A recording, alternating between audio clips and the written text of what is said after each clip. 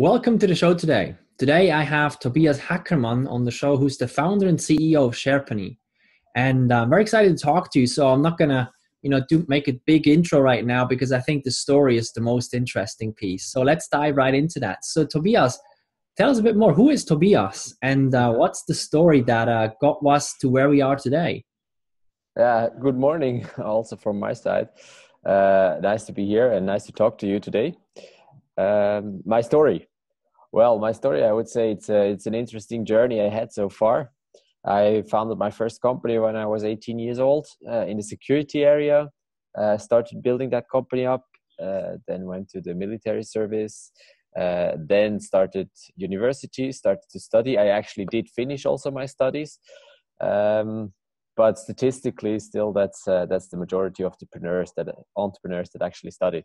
But anyway, so I was studying. Then I merged the security company with another company, but stayed in the management board for still a while.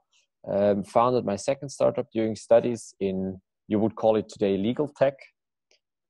Software-based and automated legal processes. Did not work at all. Failed completely. Shut it down after 18 months again. And then by end of my studies, I founded SHERPANY and started building up SHERPANY. We were 3 co-founders when we started up. Today, we are about 60 people around the globe working on SHERPANY. And that's my story. I love that. I love that you talk about the failures, not just the successes. And I want to dive a little bit into that because, entrepreneurship, sort of the front stage is always, the fun, the freedom and all, the greatness and everything, which is a very big piece of it, and you got to be very passionate about certain things, to be an entrepreneur. But there's also, the hard side behind it. There's lots of, difficulties, failures, hard times and hardship and things like that. So what is the thing that gets you up in the morning and gets you keep going? When you started at 18 with all of this and, you're still going, obviously, you're still going pretty fast and pretty big, but there's not only good times. So what keeps you going in the tough times? I would say 3 things. One thing is, of course, the excitement of building up, of creating, and creating with people together. So I would say first and foremost important, I really like to build companies and to build teams and to see their successes, even though it takes a lot of bumping your head against the wall till you're there. But nevertheless, to see then ultimately the successes. That's number one. Number two, I love to sell. Sales is probably the best thing that happens and that you can do. It's interesting because if you talk in Switzerland and you talk to people and say, you know what, I'm a sales guy, then they're like, oh my God, how can it be? And then I say, you know what, have you ever done sales? No, I would never. Yeah, that's why you don't understand what's cool about it. I mean, I think it's the job where you have the fastest possible return on whether you did great or you didn't. So you have an immediate impact, an immediate kick from the first cold call where you have within 2 minutes, you know whether you screwed up or you did well. When you do a pitch, you know it in 45 minutes. When you actually get closer to closing a deal, it's also, you have like 1-2 calls regarding negotiation on pricing and contracts. If you do one single mistake along pricing, you're just going to be screwed. So that's I think this immediate kick you have, it's an awesome thing, and that's something probably also which is what is special about SHERPANY is that we have a very strong sales DNA. We even had for a certain period in time, we nearly lost our product DNA. We're so much sales driven that we lost product DNA. Not a good thing to do. If you're a product company, you have to make sure that at its core, the product is still your core competences. But it's definitely the second thing I love a lot.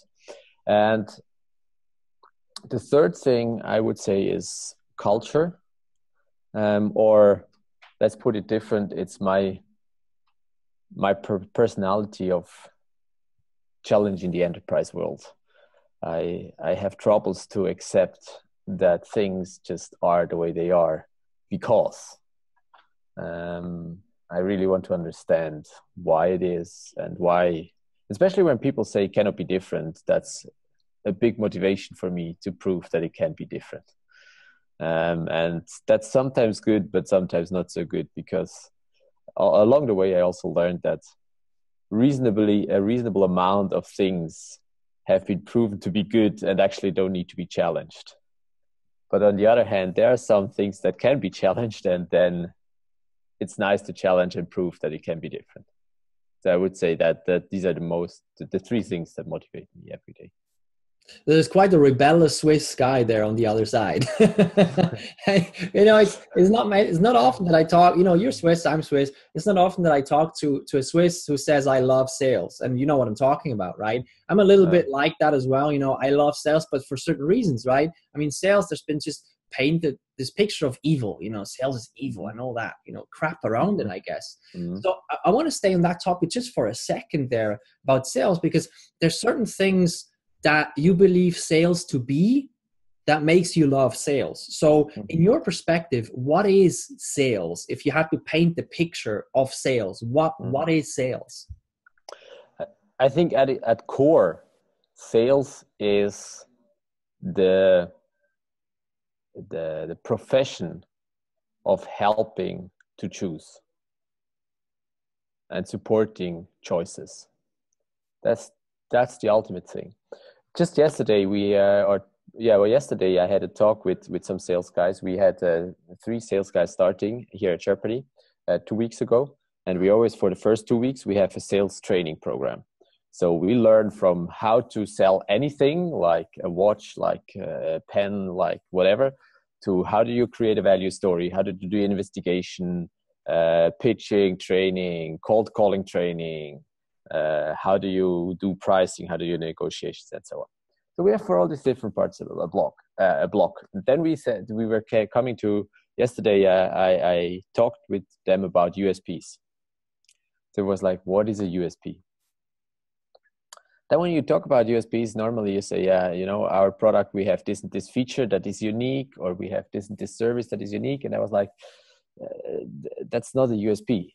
That might be a selling proposition, but not the unique selling proposition. And then I said, okay, what are the unique selling propositions of SHERPANY?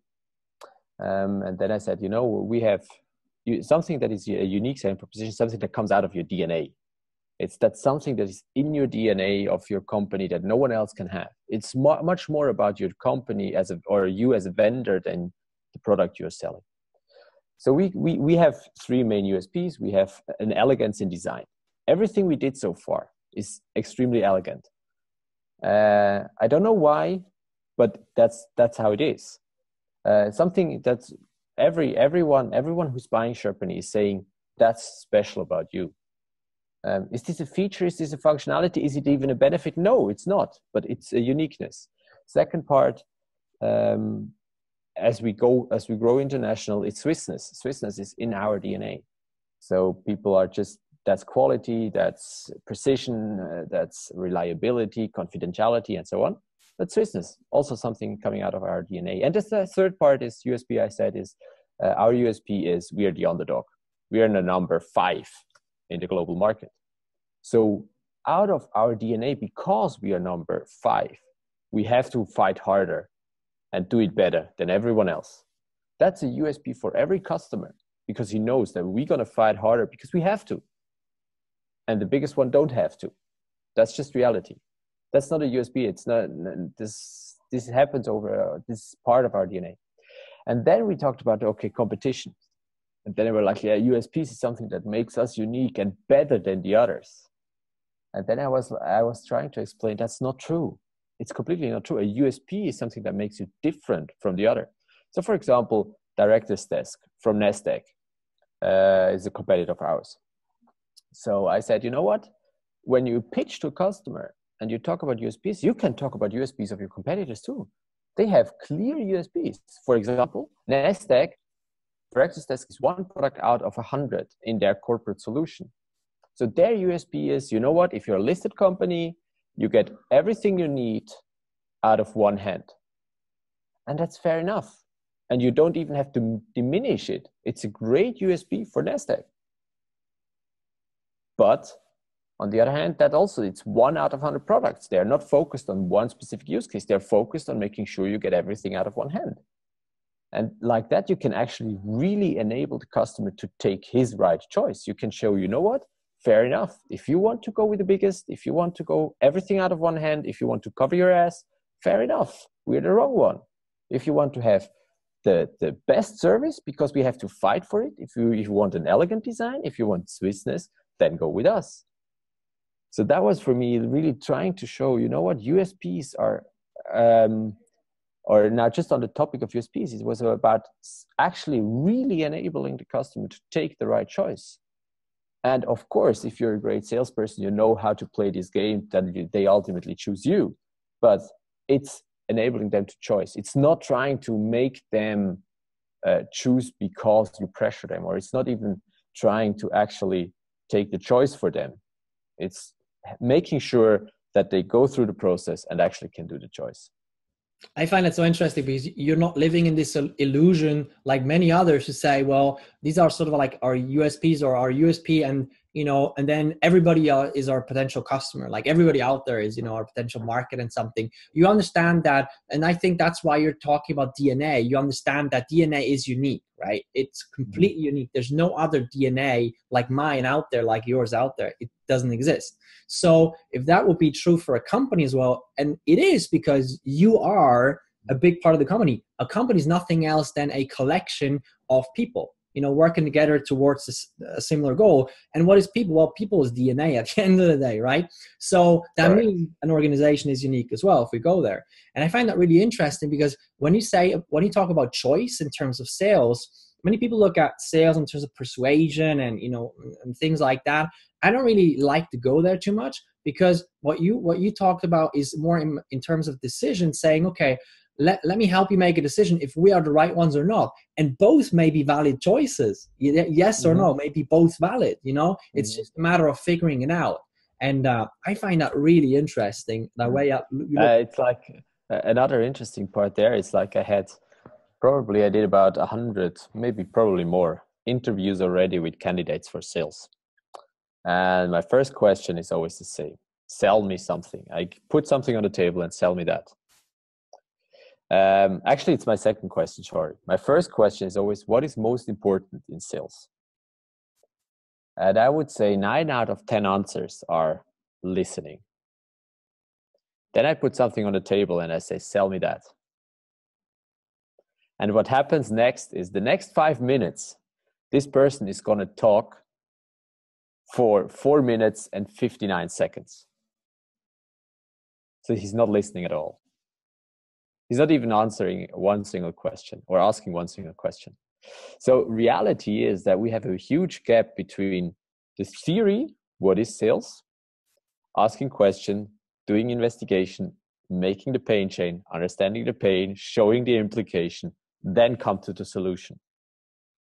And when you ask people, even professionals, to apply it, what happens is they jump to the solution and tell you features of your product. It's also it's funny, and that's what I think that's the main problem, or also the main rejection we have out of natural against sales. It's that even if we look at theory and if we do it as it's theory, it's a beautiful thing to do. In reality, we are confronted 9 out of 10 times in sales that it's someone that is just talking to me and that's it.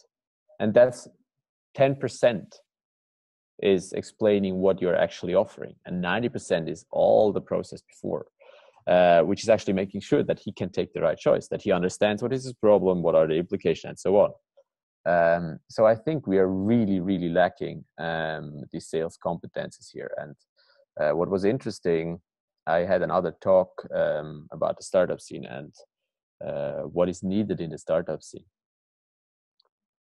And there are all courses out there, and we're always talking. First, it was seed money, then it was investors. How do you get investors? Then it's about, currently, it's the hot topic. It's we need to have growth funds for later stage and so on. And I find it very interesting, let's say, or even maybe sometimes a bit frightened, that topic sales does not appear at all. And we have, and that's just reality. We have a bad sales culture. We don't have a sales culture.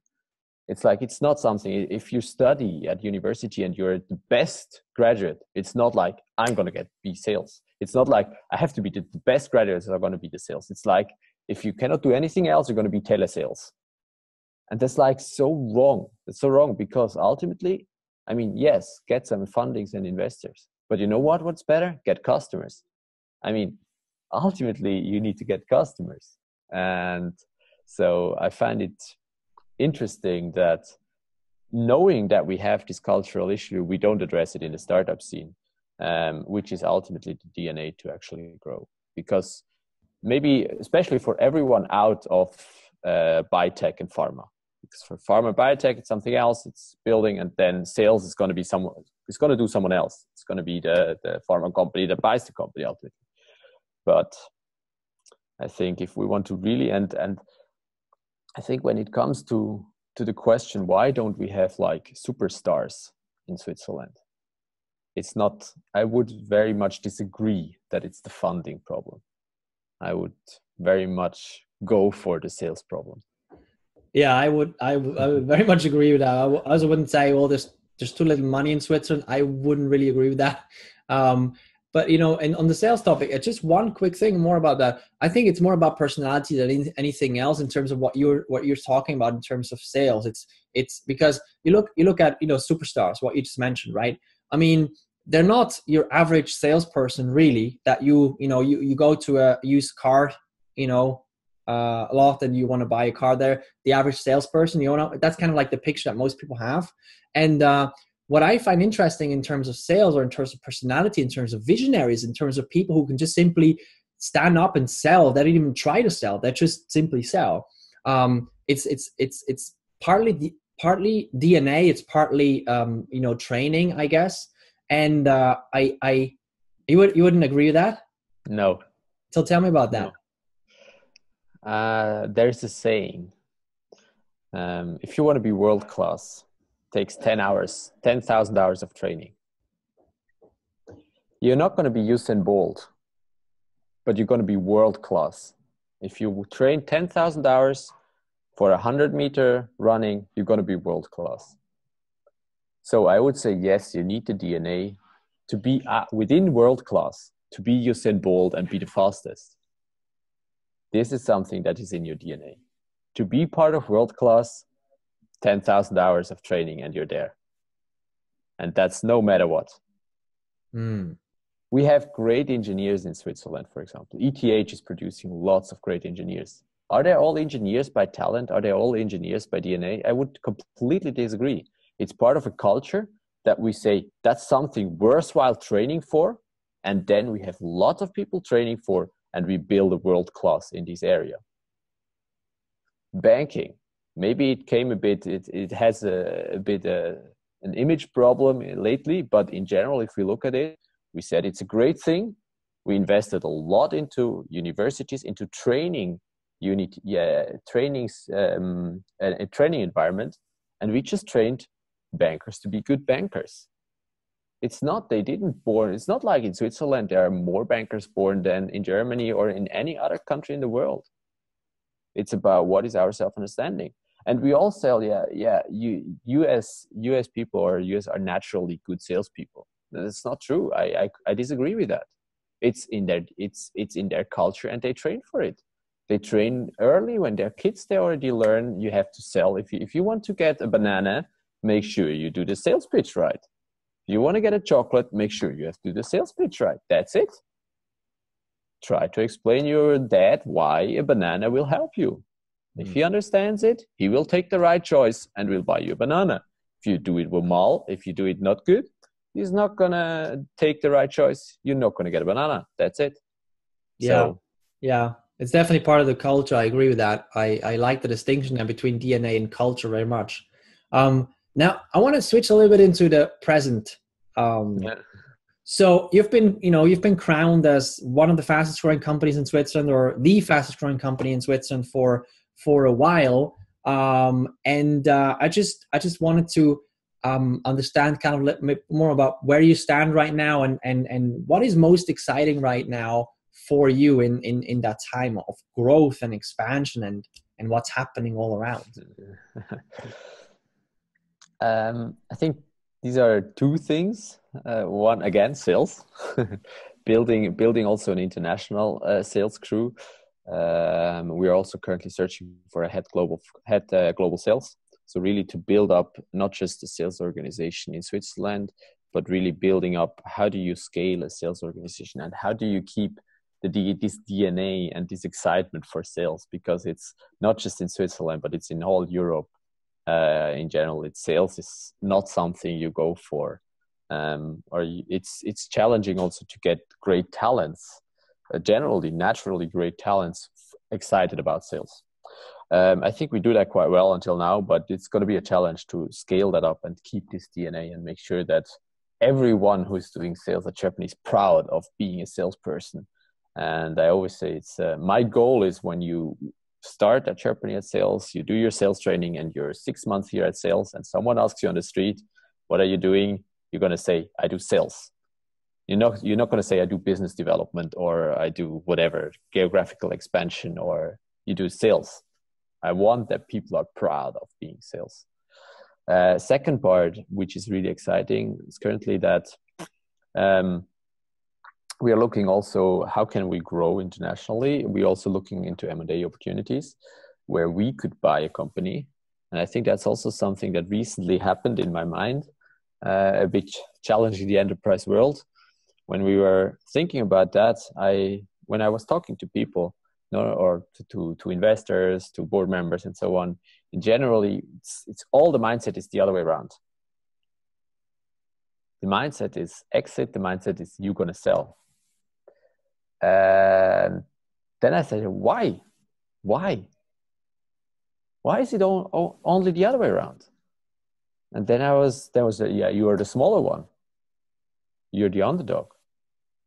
And then I was like, yeah, and? I mean, why shouldn't you be able to take over a 5 times bigger company? If you just do it better, if you have a good story, why not? So that's something that really excites me also. It's like thinking the other way around. It's not like this one-way street. You build a company and then you sell and that's it. No, you can also say, no, if there are sellers, there are buyers. So why only thinking being on one side? It also be on the other side.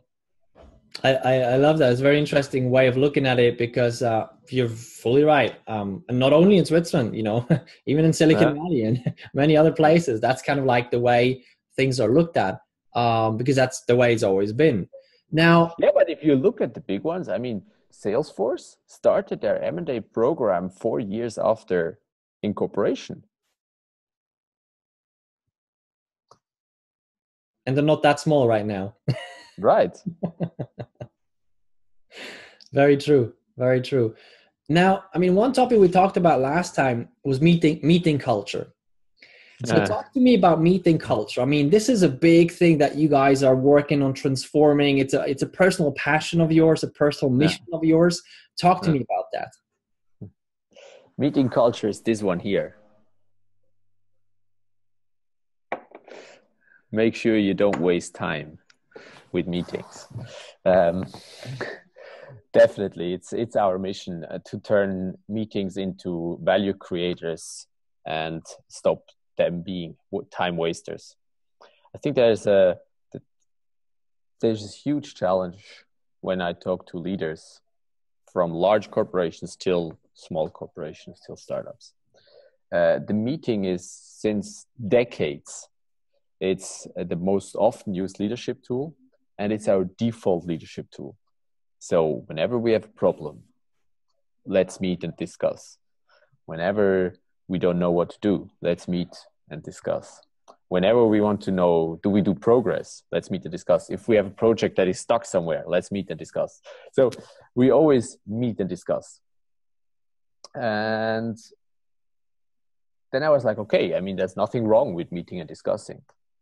But why is it that if you then talk to leaders or managers, they also claim meetings to be the biggest time consumer, the biggest time wasters. That's like, fuck, 50%, 60% of my agendas are just meeting. 80% of my agenda is just meetings. And it's hard to get my job done or to get my work done also. And then you say, the third part is like, you say, okay, close your eyes. Imagine you have a week without meetings. How does it feel? And 99 out of 100 people say, oh, wonderful. So there is something wrong.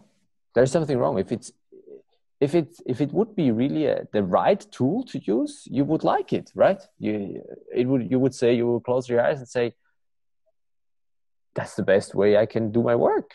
So it's an efficient way, but it's not. Somehow it's not. So that's where we came in and said, okay, what is actually the problem?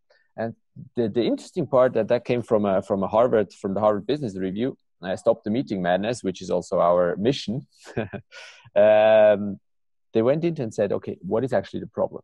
And they realized that we have this problem between group time and individual time. So when you meet together for 1 hour, 10 people, you invest 1 hour of group time. So when then managers walk away, people walk away, and the meeting was inefficient. Explicitly, we can formulate that we lost 1 hour. But implicit reality is that we lost 10 individual hours.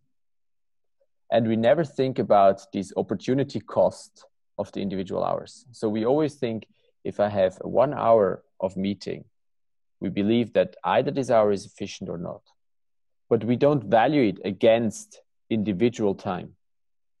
And one reason why this accelerates this problem of actually that meetings are perceived as being time wasters is that with all the digital transformation, with all the tools we have, we got way more efficient in our individual time, in using our individual time.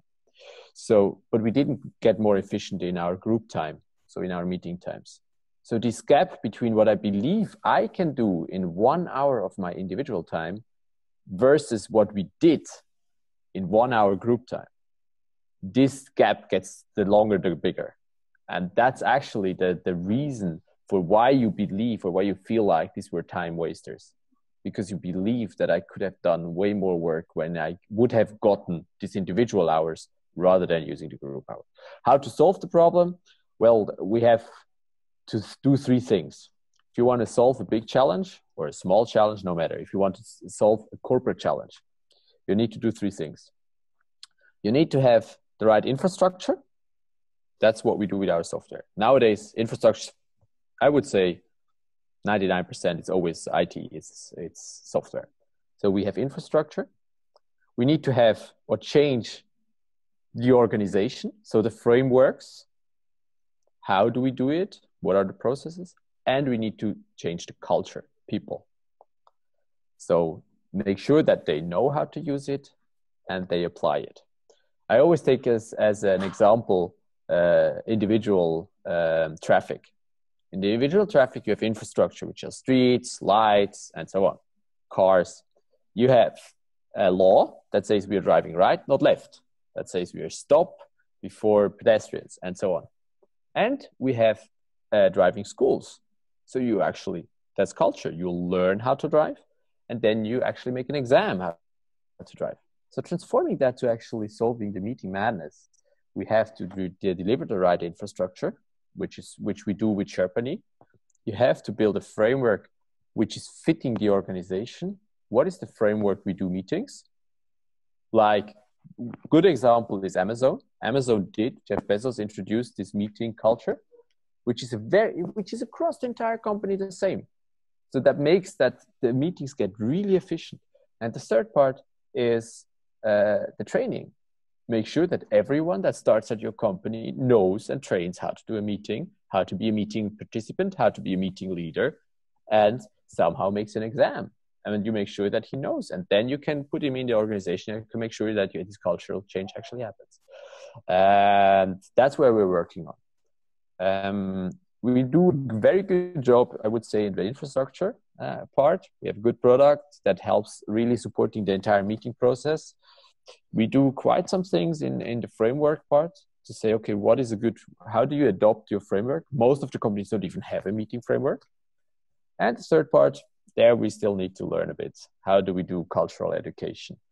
That we actually build the right educational tool for a company to ultimately change their meeting madness.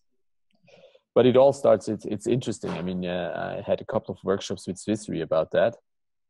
And it's like everywhere at Swiss Re, everywhere where you do a workshop, the result is tremendous that they waste a lot of time. Most of their employees say, you know what, it's like for the first half year I was working here, I had the full day packed with meetings, and at night I did my work. I mean, it's like not good. Yeah, absolutely. I mean, I find that really, I mean, I find that interesting because, meetings, I mean, I come from the corporate world. I spent 10 years in the corporate world. I know the madness, the meeting madness. And even in my own organization, I sometimes know the meeting madness. And I guess there's also different types of meetings. There's internal, external, there's different, types of meetings that you also mentioned before that, some are by design more efficient. Others are usually more of a time waster because there's lots of tools that can come in that can structure things and thoughts and ideas and discussions in the right way and channel them in the right way so that when people do actually get together, then stuff can happen versus, there's just a long process that can be solved before. And in terms of culture, just on that topic, I mean, I find it really interesting because Stop the Meeting Madness is, I love the mission itself, and it's not a small thing, it's a long-term, large-scale vision and mission basically. And with everything like that, there's always the large educational piece that comes with it. If you're the underdog and if you're, you need to educate the market and everything, there's always, challenges that come with that. So on a culture level, where do you see this? I mean, do you see that lots of work is already done, like outside of the organization? I mean, in other organizations, in trainings and teachings and, in leadership development, in things like that. Do you see that there's already a change happening or anyway, in culture, or is it just like it was 20 years ago? Currently I don't see a big change actually happening, not yet. I think the problem gets hard, bigger and bigger, and the market or many companies start realizing that it is a problem. I think on terms of education, we're still lagging. I mean, the longer, the more I see articles writing, as mentioned, Business Harvard Review wrote about 4 times already about the meeting problem. McKinsey, for example, is writing about it. So you actually see that there is also some sort of discussion going on what is actually the problem and how to solve it. In terms of cultural change, I think what still happens is we have this fraction of, I would say, leaders that somehow got it how to do efficient meetings. And they get very far, but we have no structured way on educating, for example, middle management also. Normally, when you look at top management, I would say at least 5 out of 10 know how to run a good meeting because they did it so often and they got stressed themselves so often that somehow they were just trying out until they found their way on doing efficient meetings.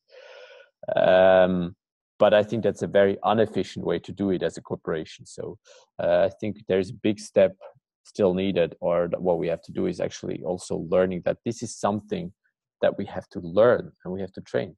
And it's interesting. I mean, if you look at corporations, the entire company, the bigger the company, 30-40% of the entire workforce time is spent in meetings. But we don't invest any time in meeting education, nor in school, nor at university, nor at interns, nor at training programs when you come into an organization. So we actually know it's something that is used a lot and consumes a lot of time, but we don't do anything to actually get better in our education. So from a business perspective, if I really want to use my time effective, and that's what Amazon did ultimately, is make sure everyone who comes in knows after the second week, who is after the second week in the company, knows how to run a meeting and how meetings are structured. And I wouldn't say there is one recipe that works for all. So these are individual recipes for companies, but you need to have your meeting recipe that is then the same. Because the moment you have also a standard in meetings in a company, meetings get automatically reduced by 50%. Very, very interesting. Now I want to quickly shine the Because light. it's also, if everyone knows how a meeting is going to happen, it's like, it's automatically, you're way faster. Everyone knows how it's going to start. Everyone knows how you have to be prepared. Everyone knows when it's going to end. Everyone knows there is always going to be a purpose. There's always going to be a clear agenda. There's always going to be a clear time set. We're always going to end 10 minutes before time. So there are little things you can do, but the moment you do it systematically, they have a huge impact. So quickly tell me about this. So SHERPANY, you're the CEO. Things are growing crazy fast. How are you the CEO and still stay sane in such a fast growing environment? And how does meeting culture impact that? For me, it's three things. First, reduce meetings. But I wouldn't call that really culture. That's just something you should do anyway. I mean, make sure that meetings are valuable. So first thing, make sure that the fewer participants, the better. So we really try to make sure only the ones that really help to something or have to contribute are participating. And everything else is out. Second, always a very clear goal and clear agenda. You know why you talk and what's the goal. What needs to be the outcome of the meeting. And then third, and that's actually going along with the outcome. Once the outcome is reached, stop the meeting. Because what happens is normally when a meeting is set for 30 minutes, ideally it takes 29 minutes, most often 30 minutes, often also 35 minutes. Sometimes you reached actually your conclusion after 10 minutes and you just, it's 30 minutes. It's like subconscious. You don't do it on purpose, but it's like you're just going to talk the next 20 minutes for blah, whatever. I don't know. Or you're going to re-talk about the same thing again, just to fill up the time. And how we did that? We really started celebrating the time you get back when you stop a meeting earlier. So when you stop a meeting, when a meeting is scheduled for 30 minutes, you stop it after 22 minutes. The last sentence you're going to say is, we stopped, we get everyone 8 minutes time back. I wish you a great day. And by that, you start incorporating that getting time back, stopping a meeting earlier is something positive. It's not something negative. Canceling a meeting, if you cancel a meeting because you realize it's not needed anymore, the last sentence you're going to write is, I canceled the meeting. We got 8 hours back for everyone. So make sure that you realize this is something good. It's good to stop a meeting earlier, to cancel a meeting if it's not needed, and so on, because you get everyone time back. I love that. I mean, that was a very interesting set of golden nuggets around meetings and how to run meetings and meeting culture, I guess. So, thank you so much for, the insights on your story, on what's happening right now on this Stop the Meeting Madness. I find it very fascinating. So we're going to link below to SHERPANY and your profile as well, so people can connect, they can learn more about SHERPANY, and hopefully support the growth. So thank you so much for being on the show. Wonderful. Thank you very much. Take care. Have a great day and get some time back.